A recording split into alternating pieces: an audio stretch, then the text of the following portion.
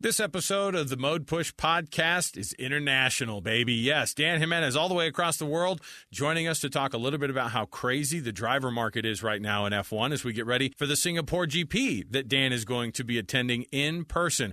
We're going to get a breakdown of why Colton Herta did not get an F1 seat and if an American will ever get an F1 seat anytime soon, plus the insane 2023 calendar. Are you going to go to one of the 3 American races here next season in the 2023 F1 calendar? It's all right here on Mode Push.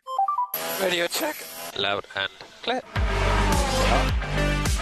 KSL Sports and KSL Podcast present Mode Push, an American view of F1, starting now. And I'm stuck. He's looking gut with his honestly. I'm gutted. I'm absolutely gutted. I enjoyed this so much. Thank you. Thank you.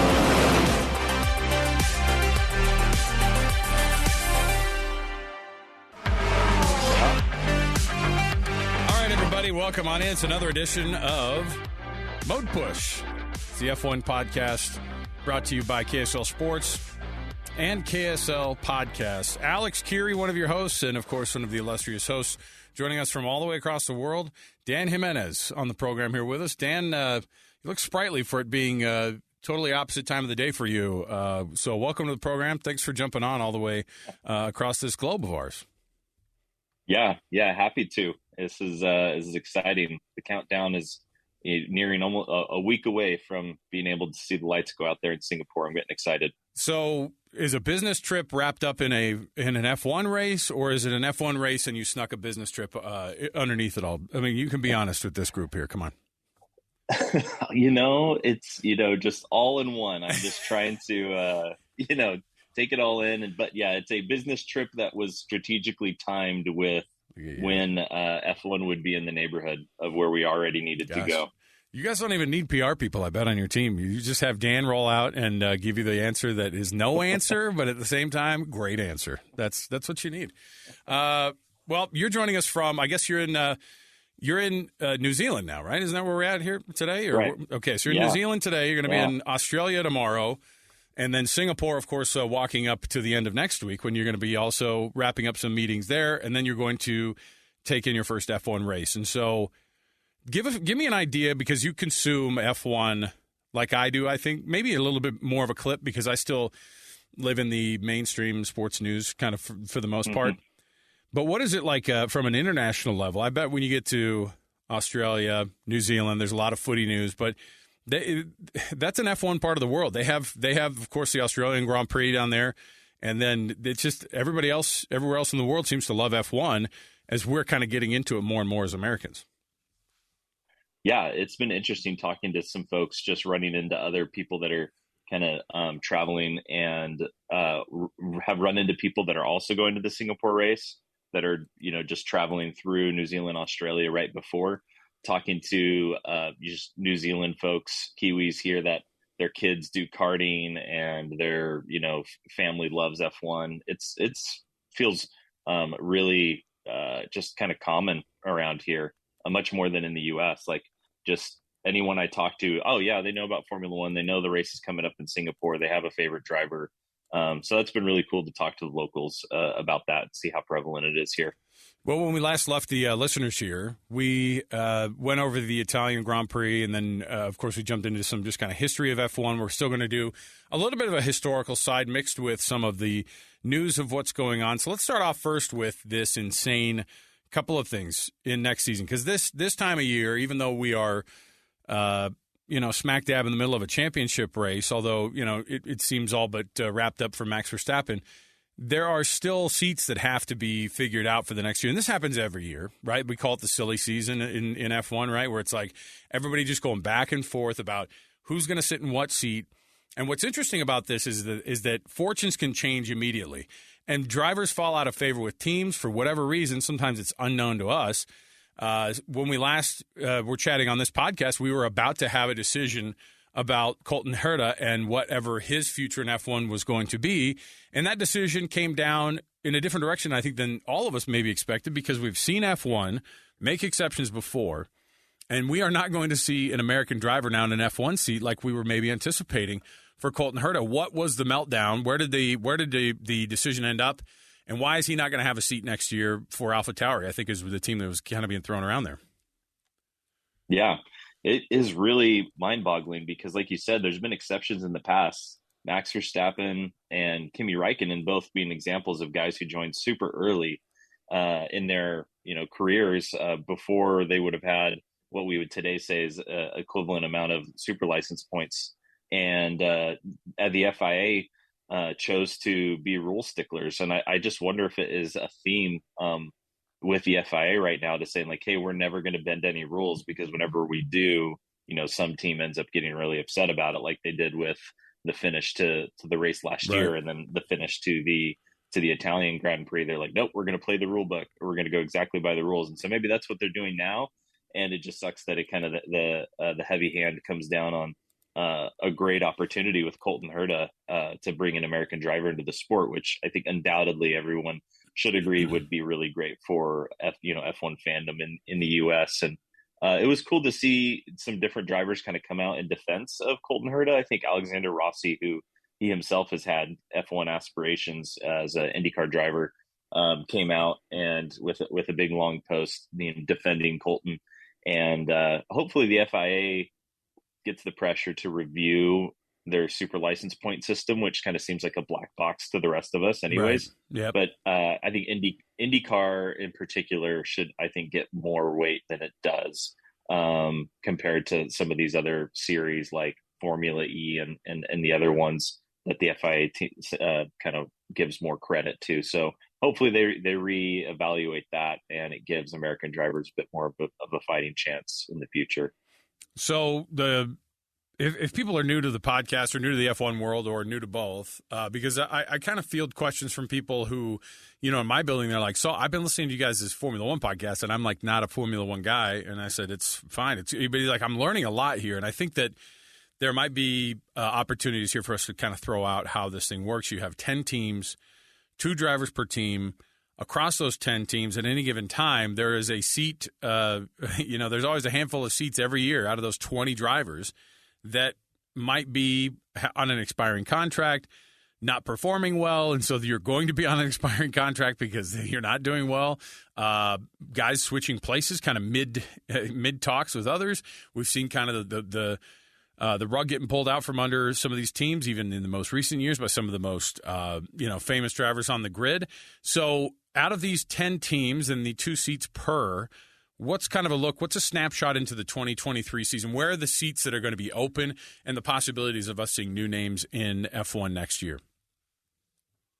Yeah, so right now there are 4 open seats left that don't have contracted drivers yet. So you've got the open seat at AlphaTauri. Pretty sure that Pierre Gasly is going to be leaving at the end of the year to go to another team. You've got an open seat at Williams. This is, breaking news as of last night. Latifi is not getting re-upped, as he tweeted out, which we kind of had all expected based on his performance. So open seat at Williams. Haas has not re-signed Mick Schumacher, which if you're new to F1, you probably recognize that last name. That is Michael Schumacher's son, and a great driver and a great personality. And it'd be a shame if he's not in the sport, and just really surprising that Haas hasn't re-signed him. Well, why? That's what I was going to say. Is that one of these that drive in particular is weird because he says all the right things. Like, he is from a young kid, like being taught by one of the best when it comes to saying the right things, kind of acting the part. He's been a pro forever. He's been obviously racing for a long time. And it's not like his results this year, you looked at, Dan, and you were going, this guy has no place. He's only here because of his dad. You more looked at it like, hey, he has grown up a ton, and he's put himself, into Q3s, into that third session of qualifying. He's put himself into the points. He has got himself into a spot here. And I know he's behind Kevin Magnussen. Kevin Magnussen also has like 10 times more races than Mick Schumacher does too. And by the way, we have worse drivers in other teams that don't have that Schumacher, name attached. There is so much money attached to him and his success. I just don't get sometimes.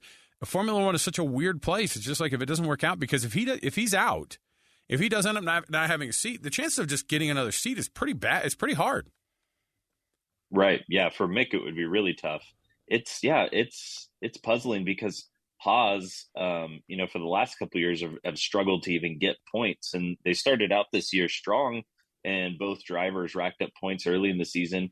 And you would have thought that Mick was, well on his way for a contract re-sign, but maybe Haas got a little bit too confident and thought, oh, well, maybe with all the other seats moving around, and you've seen Fernando Alonso going to Aston Martin, who's kind of competing with Haas on the grid.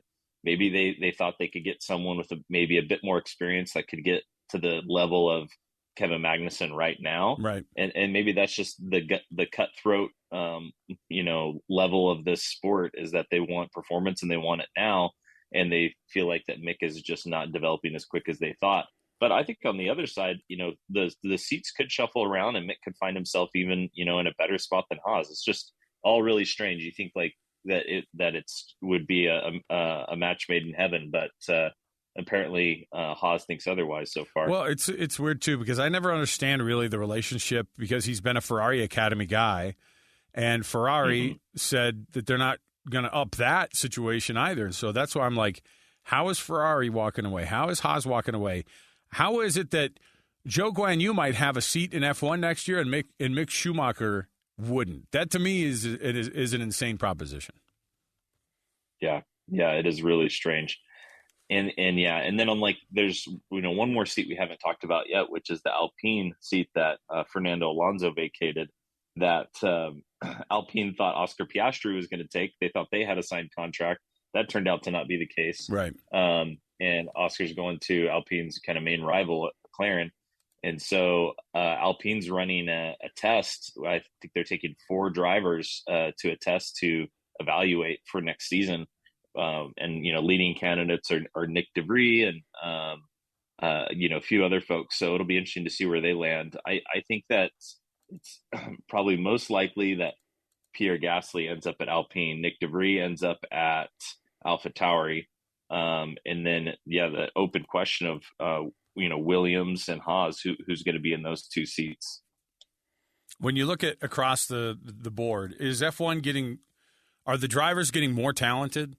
Or is it just one of those things too that you actually don't know if you have the most talented guys in there? Because I think that's something that F1 falls victim to a little bit, is you would never see the son of an owner of the Dallas Cowboys be allowed to be the backup quarterback, right? I mean, that's just not a thing. Yeah. If you can't contribute to the team in a meaningful way, then you're gone. And obviously Lance Stroll does whatever he does. I mean, he actually has performed better than I think most would. But I mean, you think about Haas last year and in the last couple of seasons with Nikita Mazepin, right? And you have a billionaire dad, Nicholas Latifi to an extent too, where the guy had his dad's got money, and so they're able to kind of buy a seat for their son. Yeah. And to me, that's the part where I'm like, this sport has got to have some sort of an overhaul where you don't just have – obviously, you need to have rich owners. That's who you've got. Mercedes is a rich owner because it's Mercedes. Ferrari the same, right? But when you have these independent teams that, like your Alfa Romeos and or I guess those aren't really independent, but I mean in the sense of Aston Martin, Williams, if you've got money, Williams is like, yeah, man, we'll put your name on our car. We are struggling financially, and they're just kind of getting out of it since they got acquired by that private equity firm. But in terms of like it's just a weird thing. It doesn't happen if it's supposed to be the highest level of sport, which we talk about all the time on this. And from an engineering perspective, they wouldn't just stick an engineer on the team and ask him to make these massive decisions that are game changing, that are industry changing, just because you're the son of the owner. And sometimes these guys who get racing seats, you go, this guy got in here because his dad freaking owns the team, which is super weird. Yeah, it's different than any other sport that you can develop the talent for your kid if you've got enough money from when they're 4 or 5. You throw them in carts, and you can, if you've got enough money, you can bring them up through the ranks and develop some amount of racing talent to be able to qualify for F1, and that doesn't happen anywhere else. And so I hope that F1 can get to the point where there aren't any drivers who have, their dads bought their seats for them. I don't think anybody enjoys that. No. But I think their credit, where credit is due, like you said, Lance Stroll, I think he has developed into a really good driver that could, potentially hold a seat at another team that wasn't his own family team. So, I'm with you. It's a strange dynamic. And I think as Americans, we just like the meritocracy of seeing, the best driver, up and coming drivers being able to get, their dues and get their spots. We were looking at some of the guys who have the seats that are available. Some of these guys who have been, washed out of F1, and a lot of them probably had the potential. We see this happen. It's a cutthroat deal. That's why it's interesting too, because you would only think that it would be based on performance and whether or not these guys could be. Obviously there's a marketability, there's a commercial side of it. And in some of these American sports, it's actually in some of the other sports across the world, it's like the marketability is based on the fact that you win freaking games, or that you win races, or that you win whatever, that you throw a ton of touchdowns. And so that's the part I think that there's a disconnect there, that if an American person who's getting an F1 kind of looks and goes, oh, okay, well, that's weird that that guy has the same last name as the owner and he doesn't perform very well either. Like I guess Lance Stroll would be maybe the best example of somebody who, has had a couple podium finishes, is certainly, finishing the points, but by no means is he somebody who is even looked at as an overachiever. He's more of just like he's around and he's allowed to have opportunities. So I guess that's the part that's frustrating too. So from that standpoint, and from a standpoint of things that have been disappointing, I think we were waiting that the next logical step for Americans to get more excited about F1 was that an American would be in an F1 seat. And that Colton Herta, that was disappointing. I don't know if and that's the other thing is that you have to have the timing be exactly right too. Does he get another shot then, Dan, at some point?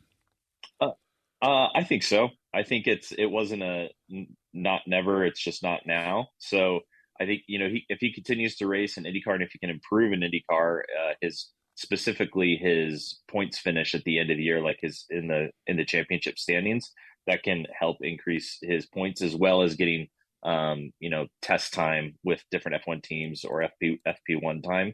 So hopefully that is still on track for him, and I could definitely see in the next year or two that he still qualifies, because it looks like there's enough teams out there with that business interest of wanting to be able to get an American on their team, that I think he'll get another shot at it.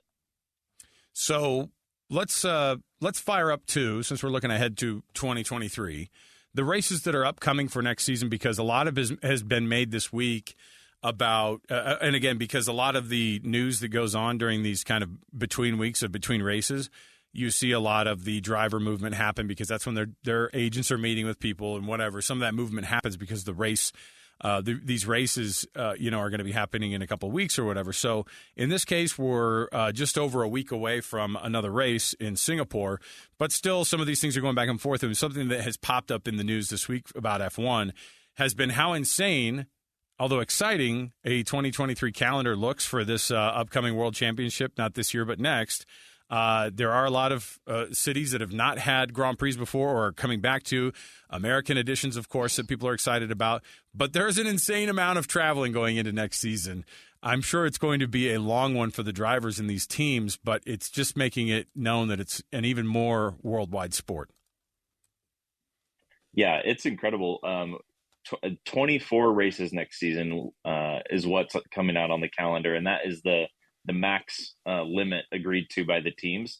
It'll be the first time we've ever run 24 races, and they are all over the world. So it wasn't so much of a surprise to the teams that it was going to be 24 races, but what caught a lot of people off guard was the sequence in the order of the races, and how many back-to-backs and triple headers there still were, and how there was a lot of zigzagging across the globe, instead of really grouping these races into regions to minimize the travel effect and the cost. But I think that the sum total of miles traveled between each race, and this doesn't even include going back home, a guy on Twitter calculated it, 134,000 kilometers of travel, which in American speak is like 89,000 miles of travel to just get to every race, it's essentially, which is incredible. It's 3.5 times around the Earth, right? I mean, if we're talking about just a full-on, all the way circle around the globe,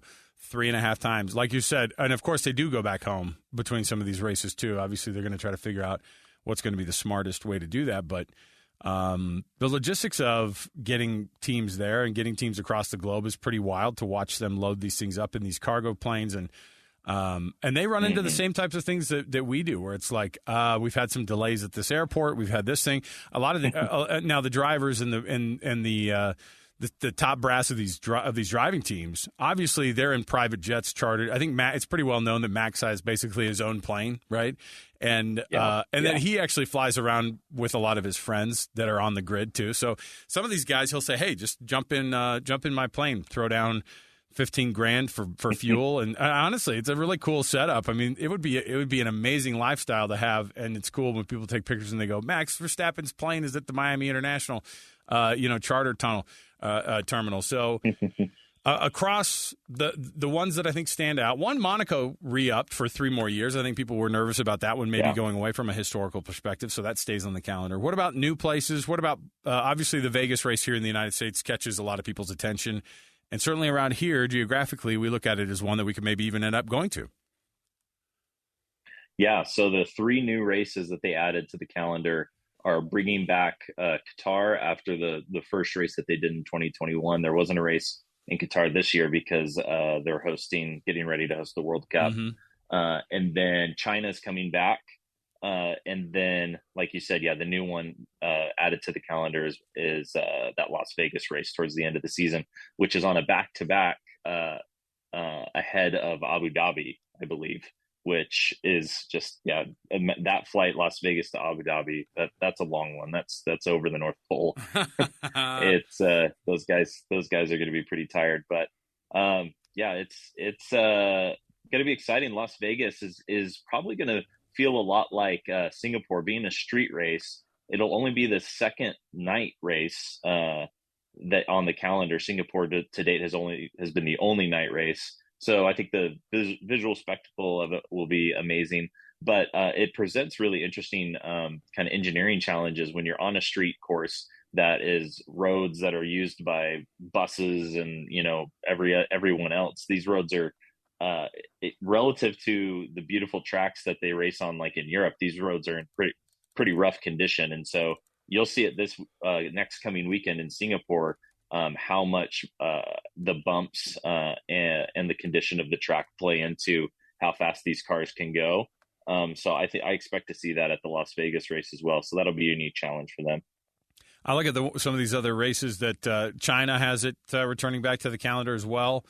That's one we haven't seen raced in China for a couple of seasons, right? And so I'm not sure what the history is of the China GP. I know that they've had hit and miss, and obviously it's like any other place on the calendar that people look at and go, human rights issues kind of across the board, and F1 sort of takes kind of throws a blind eye to it all. How do they marry having all these places on the calendar and the political aspect that they get absolutely snowed under with sometimes?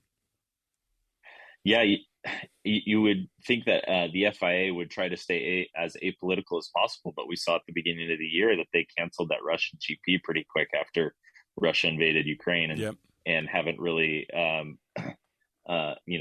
made any comments about it since. And so, I don't know, you see it with the other sporting leagues too, like the NBA and their relationship with China, and you've had different owners speak out against it, but they've wanted to continue to maintain that relationship because they understand it's just a huge market for their fandom. And so obviously the FIA with bringing the Chinese Grand Prix back, which was first held in 2004. So it's been on the calendar for a bit, but it's not like one of these long-standing races like Spa or Monaco or Silverstone. So I think that they're making a very purposeful move to try and reintroduce F1 back to the Chinese market. I'm jumping the gun a little bit because you haven't been to a race yet. You're a total rookie going into your first race next week, and it's going to be a full-on assault on the senses, I'm assuming.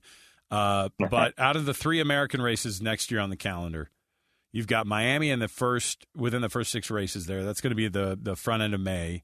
And then Austin and Las Vegas are both. Austin is late October. Las Vegas is mid-November. You get one of those places to go to take in the race. Where is it going to be? I think I'd choose Las Vegas out of those 3. Not only is it closest to us where we live, I think that the night race spectacle is I think what's most appealing. And given that it's towards the end of the season, if it's a tight championship battle, could be a really exciting race. Did you need it being new? Yeah, it being new might catch some teams or drivers off guard, and so potential for variability in the finishing order there because it's so new to everybody. Do you need to add me temporarily as I don't know, Chatbook should set some meetings up. Yeah. We I get on board as just a consultant, not of anything in particular, but just a consultant. And then that week we have a couple meetings on Wednesday and Thursday, and then bada bing. I'm trying to think too, because I have to cover college football at the same time, and so I have to marry that world with the Las Vegas Grand Prix. I mean, I think in my head I go, oh, obviously we're going to try to go to that one, but the insane level of popularity that ticket is going to bring is not only going to drive the prices through the roof for the average person, it's also going to be almost impossible to get to. When I think about how expansive and sprawling Las Vegas is already, and then shutting most of it down, like the heart of it. It seems like it would be kind of a wild weekend that, you have to – a good race and a good race experience is going to have to outweigh how insane it's going to be. And for you, I don't know how you feel about Las Vegas because we haven't talked about it before. I go down there enough for work that I kind of can't stand it, but I get the appeal of how close it would be for us to be able to go down to it because I've become an F1 fan. And so that just seems like it would be a logical deal there. But I don't know. For me – like the American GP that's held in Austin, that's got almost some history now, right? I mean, in that sense, it's it's the race track that these racers know when you come to the United States. Miami's brand new. I don't really like the idea of going to Miami for a race, but I almost would want to go to Austin because it's gotten, you'll have, it's a little bit more spread out. And, I don't know. That time of year for Texas, it's a decent weather, too. So, I don't know. Maybe we'll have to figure out between one or the other. I don't know if I have the stomach for Vegas. Again, I'm in my 40s. Come on. Yeah, that would be a bit much. It's going to be a madhouse down there for sure. I think Austin, I really want to get to at some point as well, being a more traditional circuit. This would be exciting. It looks like there's some ticket packages for Miami available for $100,000. Maybe we can just go with that. What do you get with that? I'm almost afraid to ask. I'm almost afraid to ask what you get in Miami for $100,000. I did notice that there are some $70,000 tables at the race you're going to next week. I don't know if you're throwing in on that or what. How does that figure in? We looked that up. Yeah, the $70,000 private clubs with private. Trying to see who is performing. Yeah, DJs that I've never heard of. All that stuff. Are there DJs that you have heard of? I mean, come on. Marshmello was the only one I recognized. That's the part where you go, you know what? This is a young man's game. F1 is a young man's game, and I'm not barely able to hang on with it. Okay, from a standpoint of the actual racing, next week, of course, is the Singapore GP. The constructor standing, Red Bull far and away ahead. I think the only thing that's really going to be interesting is what kind of a dent Ferrari can make out of this thing next week. And we'll get into that, of course, next week when we start to drop episodes previewing that race while you're out of town. And then Max Verstappen running away with the Drivers' Championship. And so I think the more important thing is going to be, Dan, if you just to look at those two sets of standings between the Constructors' title and the actual World Drivers' Championship title, I guess the thing that's going to be interesting is who's going to be 2, 3, 4. Yep. I think that fight between Ferrari and Mercedes is going to tighten up at the next race. We've talked about this in past podcasts, but, how are Ferrari and Mercedes looking at the end of this year and putting toward, development resources towards this year? or looking forward to next year. I think both of them are fully focused on finishing out this year to try and win that second spot. And then, similar for Alpine and McLaren, it's going to be a tight finish in those 2, 3, 4, 5 spots. And I'm looking forward to especially the Ferrari Mercedes battle. Rest of the year is going to be interesting. Let's go back real quick because we try to educate ourselves. We try to educate our listeners a little bit every week on a couple of things. It's mostly for my own personal side of just trying to get to know the sport a little bit more and try to understand things a little bit more. The history of American drivers, I thought we were going to get another one. It hasn't been since Scott Speed in 2007. 2007 had a driver's seat for an American, and he didn't even score any points during his 28 races. When you talk about American F1 Grand Prix winners, like actual race winners, you haven't seen one since the Dutch Grand Prix of 1978, which is when Mario Andretti, of course, that was the year that he won the driver championship, and he was the last American to win the driver championship. And in fact, a U.S. driver between 1950 and now, which is when the official startup of F1 is begun in the modern era. And it's weird too, Dan, because this is the highest level of racing in the world now. And Americans invented freaking car racing, man. And here we are, only 2 world championships to our name in 1961 with Phil Hill. He's probably the second most recognized driver because he's one that actually won the title. But that's 1961. And then 1978 with Mario Andretti. And now we don't get an American in a seat for a while. I think it's not just about getting an American in a seat in a while.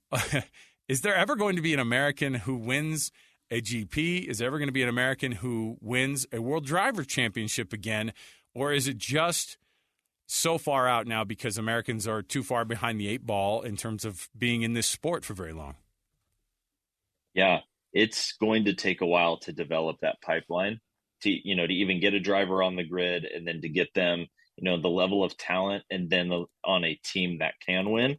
It is definitely possible. And I have faith that would happen, in the next kind of decade timeline. We have an American winning a race in F1, but it's going to take time to develop that talent and then for the team to really invest in an American driver. But I definitely think it's possible, especially with the just overall growth of popularity of the sport, and then adding the 3 races to the schedule. So I'm optimistic.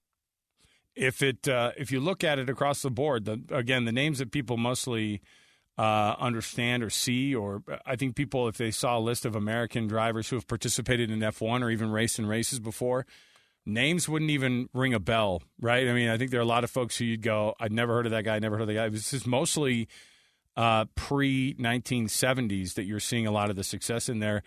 Carroll Shelby's name pops up. That's a person who raced, and of course is part of that Ford racing family. That's a name that I think a lot of people recognize, including yourself. Bobby Unser is one of those guys that's been in an F1 seat before. Scott Speed is the most recent. Other than that, it's a long list of, Alexander Rossi. Yeah, obviously. There are people who've participated at some level in F1, and people might recognize their name. The Mario Andretti's and the Michael Andretti's of the world, they had a couple shots, and Mario Andretti is by far the most successful because he won, a world championship. But most of the time, it's people who lived in an era that was pre-1970s, back when America had a little bit more of, skin in the game, and NASCAR hadn't taken up so much. I'm still convinced that you don't have to give up a world of NASCAR to be able to still enjoy the world of F1. You do both. Yeah, no, I think that there will be, more widespread just overall fandom of motorsports across the different, categories as F1 kind of takes more of a hold here in the U.S. And I think that really the key to this is getting an American constructor into the sport and to really invest into the development of a driver. And so I'd love to see Ford or GM get in and develop a team and put a lot of power behind somebody like a Haas is maybe, where they could start. Haas and Chevrolet, they have, previous history on the NASCAR side of things. So I'd like to, it's just like you said, with everything in F1, it takes money. And I think a constructor with the bank account like a Ford or a GM is what we need to see in order to get some American power back. Well, you've also even seen teams like Honda, the Honda power unit. During a time when F1 became its most popular, Honda stepped away and said, yeah, we're not going to make those anymore. That's not really our thing. We're going to stay on the conservative electric and hybrid side development of things. And they walked away from constructing or from being actual, like, you know, power unit producers at a time when they had the best driver in the world. And arguably, they're going to be on the cusp of winning. I mean, these Red Bull power units that are in these cars are still essentially Hondas, aren't they? Yeah, they could have had that Honda sticker on the back wing, you know, all year. But it's puzzling that Honda, you know, chose to walk away from the sport when they did. Could you imagine a Ford? No, Ford I can see because we've seen Ford in racing, and Ford has I just have this thought of like a GM F1 power unit, like that. It just, to me, it sounds almost so foreign, but I would love it because I'm a GM guy. I love what they do, and I just wonder if there would be a place. The commitment level that you have to get, even these European teams are like, it has to be perfect for Audi to be able to put their money behind it, and when they're going to jump into the sport, it had to be a perfect setting, and that is like Audi has a race history across the world and in Europe, and so getting into F1 is not for the faint of heart. Well, no. It's going to be exciting to see what constructors come in with 2026 being a whole new round of rule changes. You know, Audi, there's still some rumors floating out there that they might find another team to partner with. You know, there's been talk around Alfa Romeo, either Audi or Porsche, and so we'll see where they land. I think that it makes sense for the constructors to first partner with one of these, you know, independent teams before they go all in as a constructor team. Dan, we're going to hook up again for another couple of these episodes here as we get going. We'll check in probably midweek next week again, and then we'll do a race preview of the Singapore GP that Dan is going to be attending, and he's going to give us the full breakdown. I'm assuming that you're going to be taking your phone and use it maybe as just a recorder. Let's get the journalism chops going and just make you a boots on the ground reporter for this thing. I'm really jealous of it. I'm super excited for you. So I want you to take a lot of pictures and then let's share them on the thing. Yeah. I decided also too, we should throw out our email addresses. And if people want to follow us on Twitter as well, I'm going to throw mine out there. Akiri KSL is the website. Akiri at KSL is the email. Akiri, AKIRRY at KSL.com is the email address. And then my Twitter handle is just Alex Curie KSL. Dan, throw your stuff out there. And if people have questions for us, we can include some of those questions in some of these future episodes here. Yeah, always happy to answer questions or just, you know, talk F1 in general. So on Twitter, it's at the Dan Jimenez. You can follow me or hit me up in the DMs. And then if you email danjimenez@gmail.com, that's where you can find me. Easy enough. Dan, safe travels, and we'll talk to you again later in the week, and we'll talk to our listeners later next week as well. Thanks, everybody. Take care.